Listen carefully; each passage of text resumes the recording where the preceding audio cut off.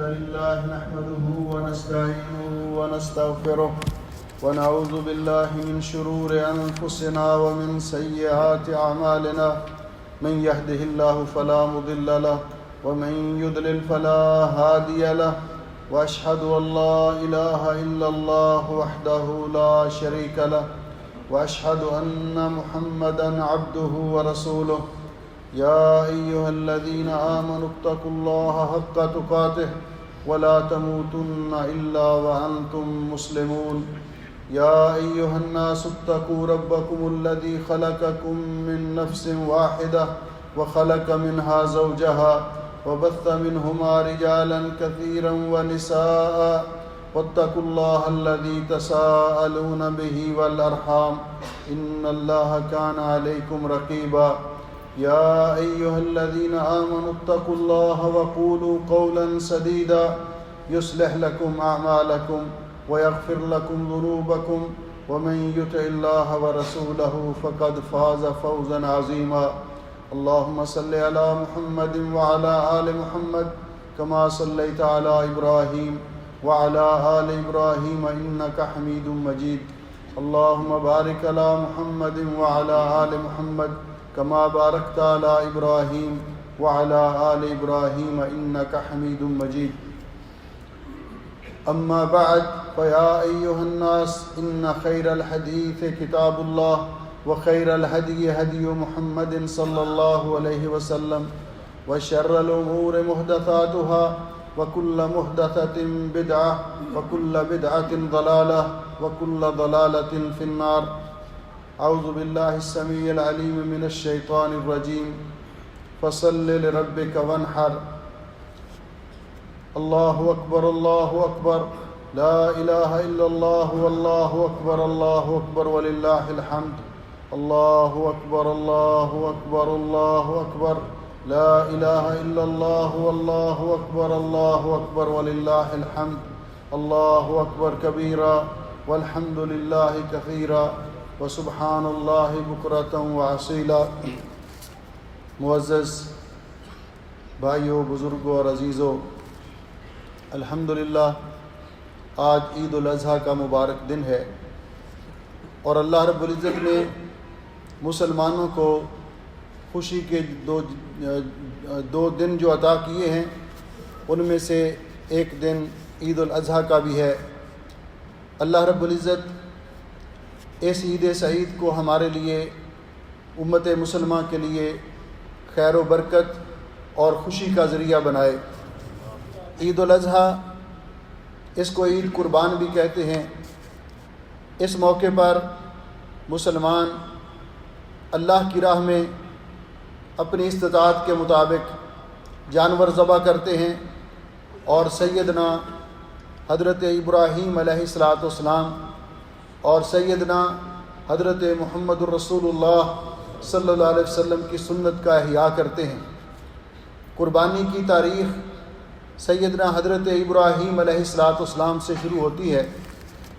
ابراہیم علیہ السلام کو اللہ رب العزت نے جو مقام اور مرتبہ عطا کیا، اس کا اندازہ آپ اسی بات سے لگا سکتے ہیں کہ ابراہیم علیہ السلام کو ابو الانبیاء یا جد الانبیاء کہا جاتا ہے۔ ابراہیم علیہ السلام کے بعد دنیا میں جتنے نبی تشریف لائے، اللہ رب العزت نے مبعوث کیے، سب ابراہیم علیہ السلام کی اولاد میں سے ہیں۔ ہمارے پیارے نبی حضرت محمد الرسول اللہ صلی اللہ علیہ وسلم یہ حضرت اسماعیل علیہ السلام کی اولاد میں سے ہیں، جو کہ حضرت ابراہیم علیہ السلام کے پہلے فرزند ارجمند ہیں، اور حضرت اسحاق علیہ السلام سے لے کر حضرت عیسیٰ علیہ السلام تک تمام انبیاء بنی اسرائیل وہ بھی حضرت ابراہیم علیہ السلام کی اولاد میں سے ہیں، کیونکہ حضرت اسحاق علیہ السلام حضرت ابراہیم علیہ السلام کے بیٹے ہیں۔ اللہ سبحانہ و تعالی نے قرآن پاک میں ابراہیم علیہ السلام کے بہت سارے واقعات ذکر کیے۔ قرآن پاک میں تقریباً 71 مقامات پر ابراہیم علیہ السلام کا ذکر خیر ہوا ہے، اور اللہ رب العزت نے ان کے نام پر ایک پوری سورت سورہ ابراہیم نازل کی ہے۔ ابراہیم علیہ السلام کا دور اور ان کا زمانہ حضرت آدم علیہ السلام کے 3323 برس بعد کا ہے۔ اس وقت حضرت نوح علیہ السلام کے طوفان کو گزرے ہوئے 1081 برس ہو چکے تھے جب ابراہیم علیہ السلام کی ولادت باسعادت ہوئی۔ جس علاقے کے اندر ان کی ولادت باسعادت ہوئی وہ پورا علاقہ، حتیٰ کہ ان کا گھرانہ، یہ سارے کے سارے پتھر کے تراشے ہوئے بتوں کی پرستش کرنے والے بت پرست لوگ تھے۔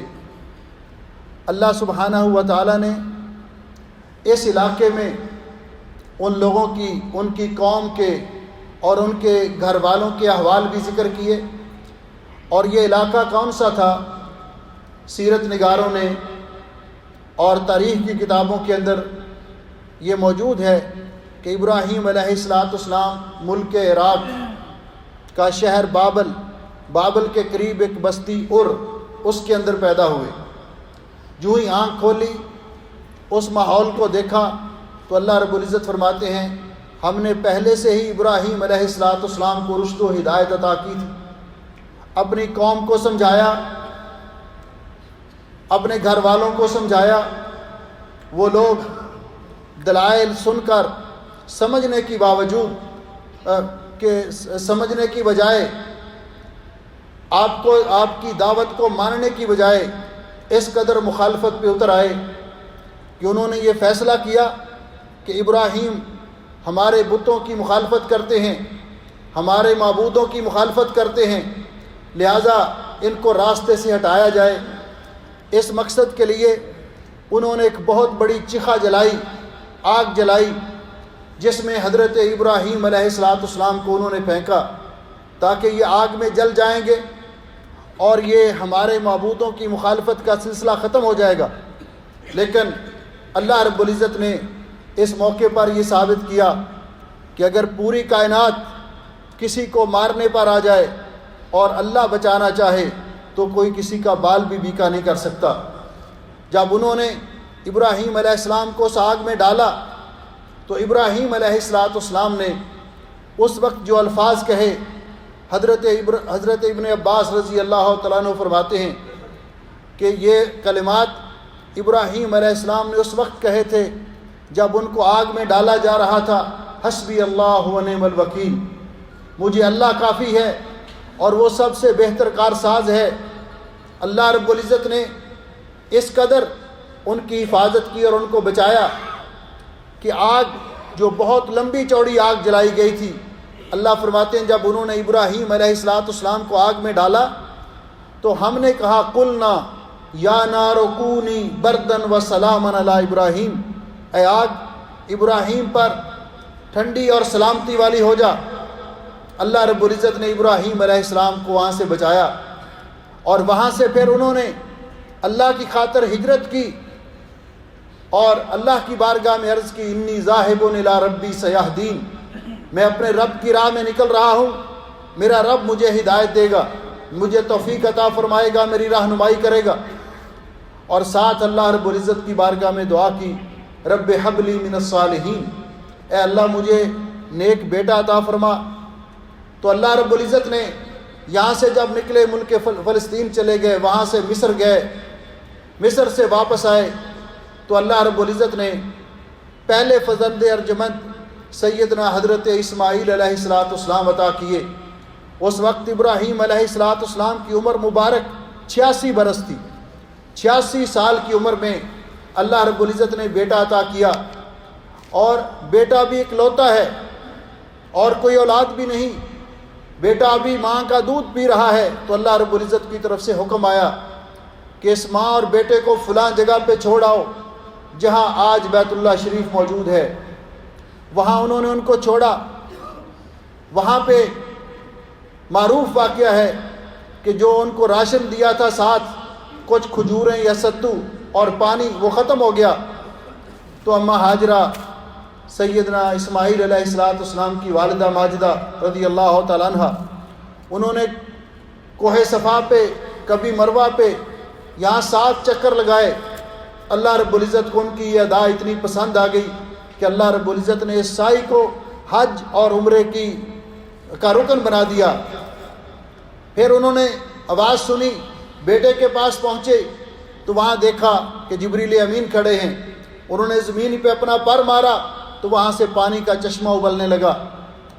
یہی پانی جس کے بارے میں نبی علیہ السلام نے فرمایا خیر ماء علی وجہ الارض، روئے زمین میں سب سے بہتر پانی، فیہ شفاء سقم و طعام طعم، جس میں بیماریوں کی شفا ہے اور غذا کی غذا ہے، یعنی زمزم کا پانی۔ اور رسول اکرم صلی اللہ علیہ وسلم نے فرمایا ماء زمزم لما شرب لہ، یہ وہ بابرکت پانی ہے کہ جس نیت کر کے پیا جائے اللہ وہ نیت پوری کر دیتا ہے۔ زمزم کا چشمہ جاری ہوا، وہاں اور لوگ بنو جرہم کے آباد ہوئے، اسماعیل علیہ السلام پروان ہوئے، لڑکپن کا دور آیا۔ ان قبیلے کے لوگوں کے بچوں سے انہوں نے عربی زبان سیکھی، اصل زبان ان کی سریانی تھی، اور عربی زبان سیکھی۔ پھر عمر میں کچھ بڑے، ابراہیم علیہ السلام ان کو چھوڑ کر اپنے ملک فلسطین جا چکے تھے۔ یہ کوئی قریب کا فاصلہ نہیں تھا، بلکہ کم از کم 1 ماہ جانے میں لگتا تھا اور 1 واپسی پہ۔ حتیٰ کہ جب اسماعیل علیہ السلام اس عمر کو پہنچے تو پھر ایک اور امتحان آ گیا، جب بچہ لڑکپن کے دور میں کچھ کرنے کے اور بھاگنے دوڑنے کے قابل ہوتا ہے تو ابراہیم علیہ السلام خواب دیکھتے ہیں کہ میں اپنے بیٹے کو ذبح کر رہا ہوں۔ جب خواب دیکھا تو انبیاء علیہ السلام کا خواب یہ اللہ کی طرف سے وحی ہوتا ہے۔ رسول اکرم صلی اللہ علیہ وسلم نے فرمایا رؤیا الانبیاء وحی، انبیاء علیہ السلام کے خواب اللہ کی طرف سے اللہ کا آرڈر ہوتا ہے، یہ وحی کی ایک صورت ہے۔ تو وہاں سے چلے یہاں بیت اللہ شریف مکہ معظمہ پہنچے اور آ کر اپنے بیٹے کے سامنے اپنے خواب کا واقعہ بیان کیا۔ تو بیٹے نے آگے سے کہا، ابراہیم علیہ السلام نے کہا یا بنیا انی ارا فی المنام انی اذبحک فانظر ماذا ترى، میں خواب میں دیکھ رہا ہوں کہ میں آپ کو ذبح کر رہا ہوں، آپ کی کیا رائے ہے؟ کہا یا ابت افعل ما تؤمر، بیٹے نے جواب دیا، لائق فرزند نے یہ جواب دیا کیونکہ وہ بھی اللہ کے نبی ہونے والے، اے ابا جان افعل ما تؤمر، جس چیز کا آپ کو حکم دیا گیا ہے کر گزریے، ستجدنی انشاءاللہ من الصابرین، آپ مجھے انشاءاللہ صبر کرنے والا پائیں گے۔ ابراہیم علیہ السلام اپنے بیٹے کو لے کر مینا میں پہنچے۔ راستے میں شیطان نے رکاوٹ ڈالنے کی کوشش کی کہ بیٹے کو کون ذبح کرتا ہے، مختلف باتیں، لیکن انہوں نے اس جگہ پہ اس کو کنکریاں ماری اور وہ راستے سے ہٹا۔ آج وہی رمی جمرات کی سنت اللہ رب العزت نے حج کے واجبات میں داخل کر دی۔ حجاج کرام ان کے لیے لازمی قرار دیا کہ وہ جب حج کریں گے تو وہیں جمرات کو کنکریاں ماریں گے، جہاں ابراہیم علیہ السلام نے شیطان کو کنکریاں ماری تھی۔ پھر بیٹے کو ذبح کرنے کے لیے لٹا لیا تو اللہ رب العزت فرماتے ہیں فلما اسلم وتلہ للجبین، جب بیٹے کو اس طرح لٹا لیا کہ ان کی پیشانی زمین کے ساتھ لگ رہی تھی تو اللہ کے حکم سے چھری چلانے لگے، تو اللہ رب العزت نے ابراہیم علیہ السلام کا دونوں کا ارادہ، باپ کا ذبح کرنے کا ارادہ، بیٹے کا قربان ہونے کا ارادہ، اللہ دل کے ارادوں کو جانتا ہے، دیکھا کہ یہ دونوں سنجیدہ ہیں اور تیار ہیں تو فرمایا نادیناہ یا ابراہیم، ہم نے آواز دیا ابراہیم قد صدقت الرؤیا، آپ نے اپنا خواب سچا کر دکھایا، انا کذالک نجزی المحسنین، ہم اسی طرح احسان کرنے والوں کو، نیکی کرنے والوں کو بدلہ دیتے ہیں۔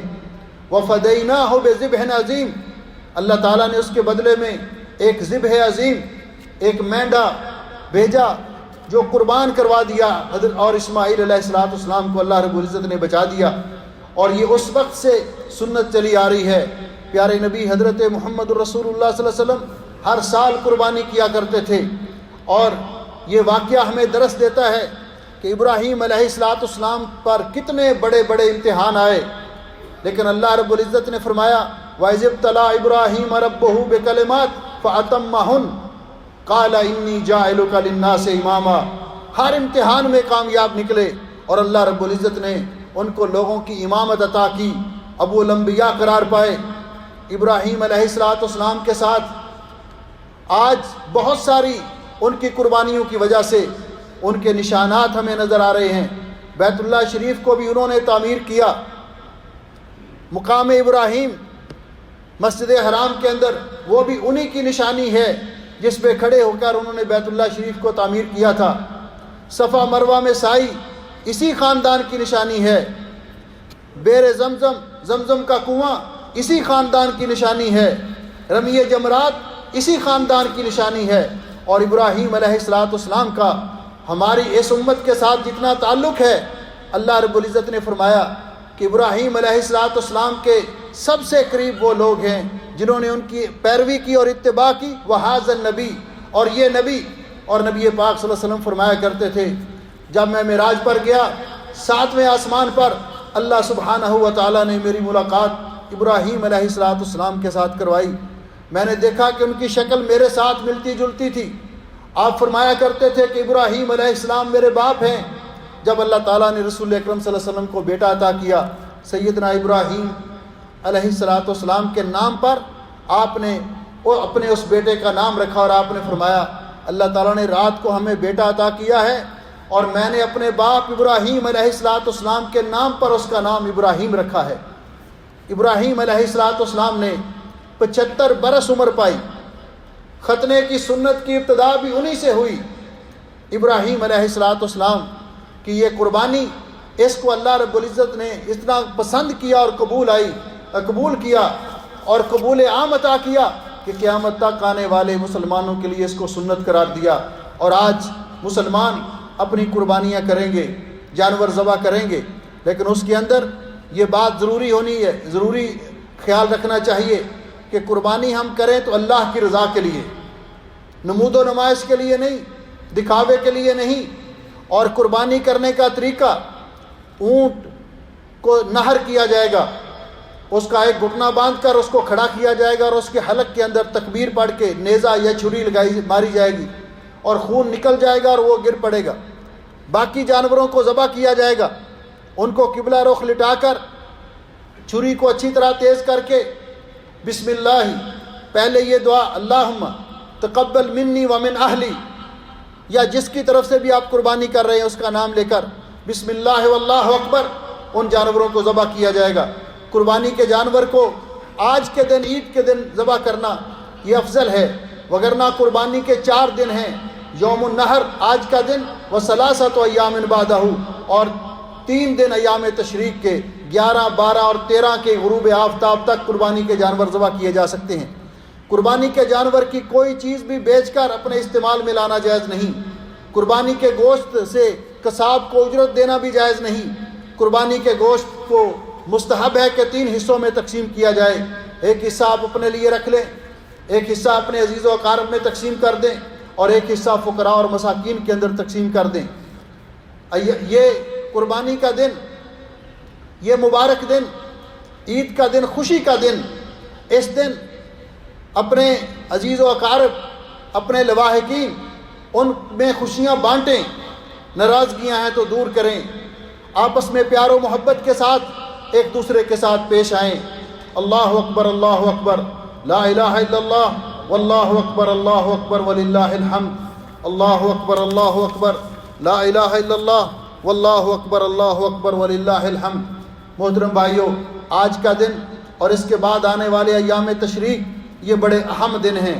آج کے دن کے بارے میں نبی پاک صلی اللہ علیہ وسلم نے فرمایا ان اعظم الایام عند اللہ یوم النحر ثم یوم القر، اللہ کے نزدیک سب سے عظمت والا دن یوم النحر کا، آج قربانی کا دن ہے، اور اس کے بعد اگلا دن 11 تاریخ کا۔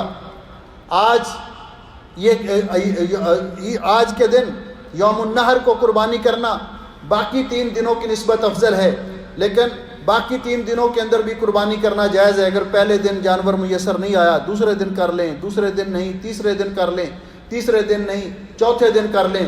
13 تاریخ کی شام تک قربانیاں کرنی جائز ہیں، کیونکہ رسول اکرم صلی اللہ علیہ وسلم نے فرمایا ایام التشریق، ایام الذبح، ایام تشریق یہ جانوروں کو ذبح کرنے کے دن ہیں.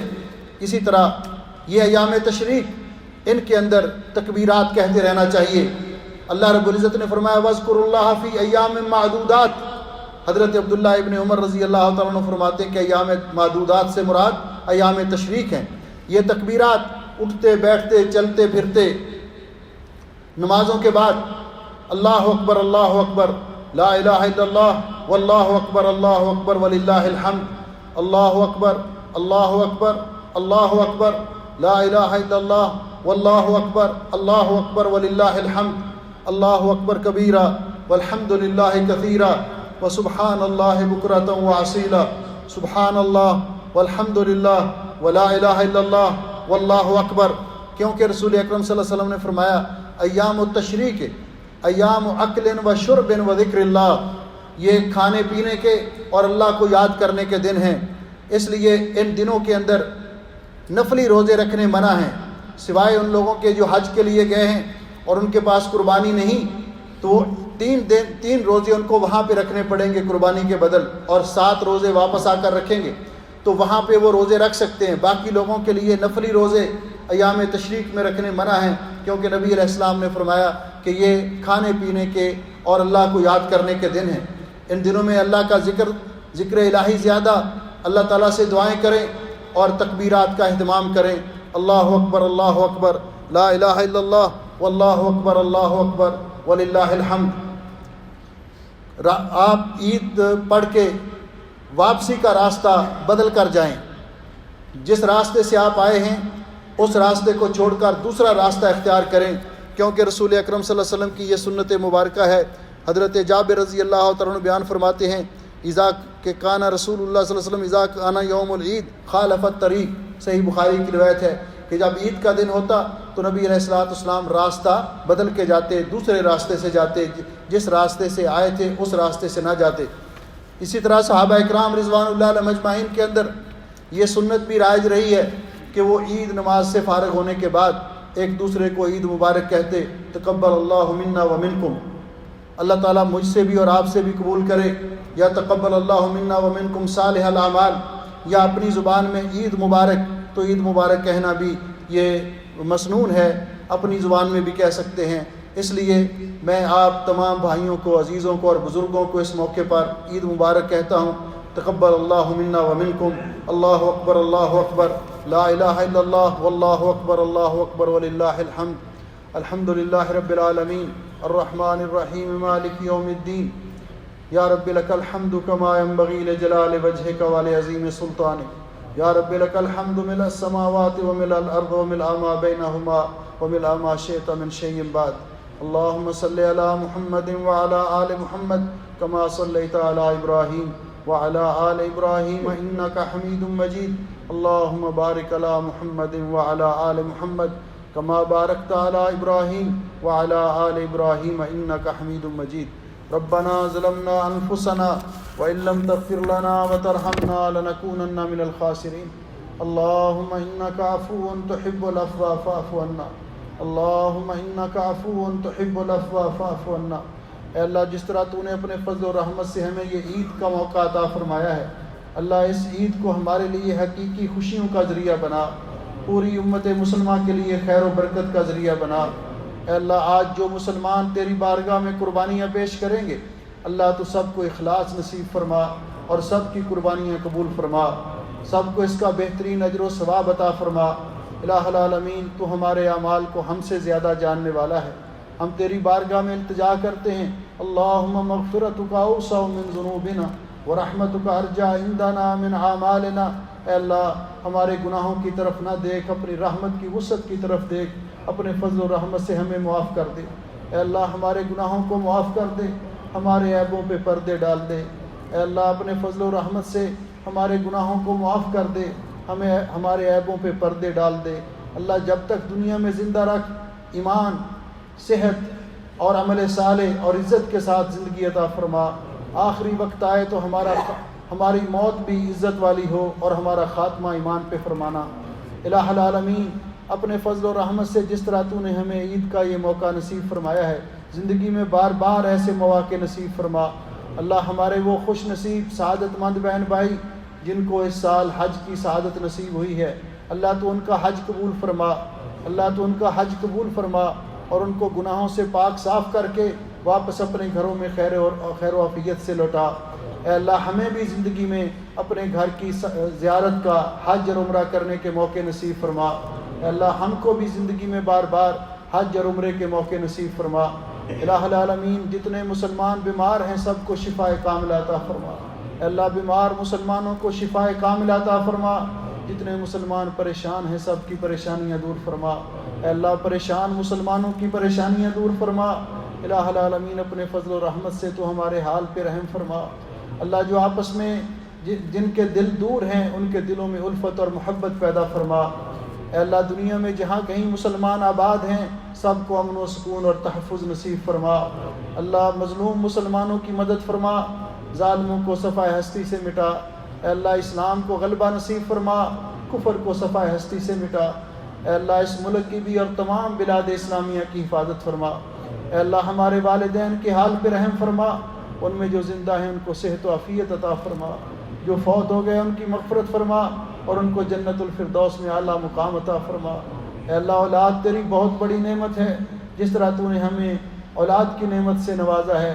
اے اللہ ہماری اولادوں کو نیک بنا، اپنے مطیع اور فرما بردار بنا، ہماری آنکھوں کی ٹھنڈک بنا، دنیا اور آخرت میں کامیاب و کامران فرما۔ اے اللہ ہمیں بھی اور ہماری اولادوں کو بھی رزق حلال وافر مقدار میں عطا فرما، اپنے سوا کسی کا محتاج نہ کرنا۔ اے اللہ بے اولاد مسلمانوں کو نیک اور صالح اولاد نصیب فرما۔ اے اللہ بے اولاد مسلمانوں کو نیک اور صالح اولاد نصیب فرما۔ الہ العالمین اپنے فضل و رحمت سے ہمیں خیر و برکت عطا فرما، ہمارے گھروں میں خیر و برکت عطا فرما، یہاں پہ ہماری حفاظت فرما اور ہمارے اپنے گھروں میں ہمارے اہل و عیال عزیز و اقارب کی حفاظت فرما۔ اللہ جو مسلمان قربانیاں کریں گے اللہ تو ان کی قربانیاں قبول فرما، ان کے رزق و مال میں برکت عطا فرما۔ اللہ ہم سب کی دنیا اور آخرت بہتر بنا۔ ربنا آتنا فی الدنیا حسنہ وفی الآخرۃ حسنۃ وقنا عذاب النار۔ ربنا آتنا فی الدنیا حسنہ وفی الآخرۃ حسنۃ وقنا عذاب النار۔ اللهم اجعل هذا البلد آمنا مطمئنا رخاء سخاء وسائر بلاد المسلمين۔ سبحان ربك رب العزة عما يصفون وسلام على المرسلين والحمد لله رب العالمين۔ آمین یا رب العالمین۔ قبل اللہ منا ومنکم۔ جاتے ہوئے راستہ تبدیل کر کے جائیے اور تکبیرات کہتے جائیے اور 13 تاریخ کی غروب آفتاب تک تکبیرات جاری رکھیں۔ اللہ اکبر اللہ اکبر لا الہ الا اللہ واللہ اکبر اللہ اکبر۔